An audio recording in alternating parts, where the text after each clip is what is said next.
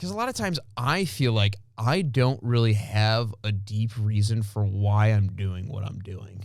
And this is similar to like when I was in college. I just kind of do things to my fullest extent possible. Yeah, that's definitely a great aspect of myself naturally. I don't know why I am that way. I think it's definitely partially because my family is a lot like that. Yeah. And my brother's the same way. My mom is the same way. But ultimately, I think what's different between you and I is you ask why a lot. And you start to get to the reason behind what you're doing. And like you said, it's amazing that you just do things to the full extent. But you can't do everything to the full extent because a lot of times, like, yeah, just to be fully transparent, right? Like, I got the 4.0 in college. I graduated summa cum laude. Like, I think that's like top of your class or something like that, right? But I put in all this effort to start my own business after I get a philosophy degree that I use to get a job on campus that doesn't even directly translate to the job that I got.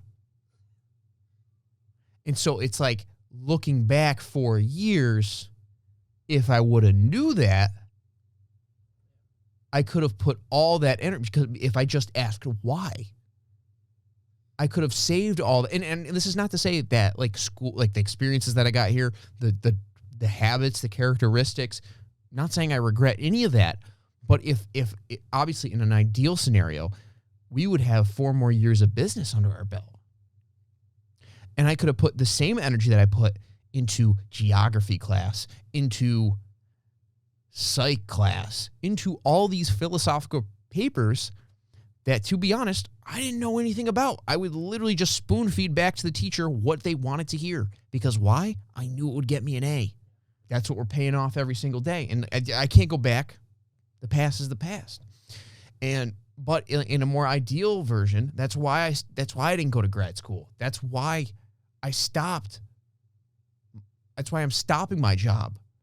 Because I surrounded myself, I had the doing, but I didn't have the why. And so a lot of times when I have the doing, my head's in the clouds and I'm just doing things to my full extent, stressing myself out as thin as possible, but for means that aren't going to get me to that future goal that's ultimately going to be in alignment with my vision as much as possible. And so when you start to ask that question, why, and you start to figure out the intention behind your doing this, then you can stop putting your energy into things that aren't in alignment with your past. So for me, school, a waiting job, additional tasks and assignments. Also, we could talk about this too, not being able to say no to things.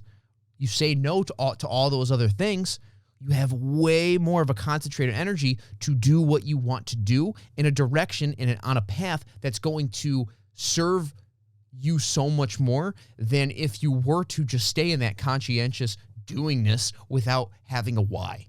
And so for me, that's why I'm extremely lucky that I met you, and grateful for that I met you, because now I always ask why. I'm sure I'm not always like that, but I question the reasons behind what I'm doing, and that a lot of times allows me to tailor my energy, tailor my effort to work smarter and not harder. And so I think looking back in an ideal version, that is essentially what I would have told my older self.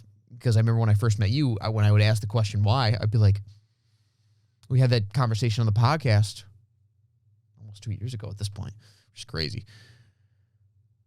I was so struck because I think my conclusion from that was I just do things as an end in itself and not as a means, which I would agree with. But it's at the end of the day, it's like, why are you have to do something has to be the means to that end. And ultimately at the end of the day, like I was just doing school towards like a pointless end that wasn't serving me, because in my mind, it was just so gray. It was so vague. And going to grad school for environmental I don't even know. Yeah. Oh, well, I got into grad school. Like, and if I didn't get that other job, I would have gone. And I would, but I literally only stayed for videography to stay at rec. But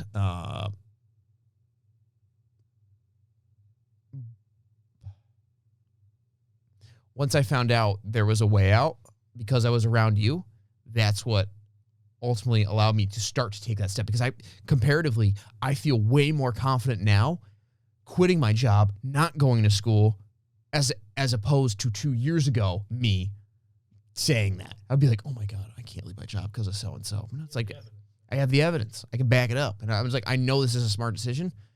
And I know this is the right decision because I know my vision.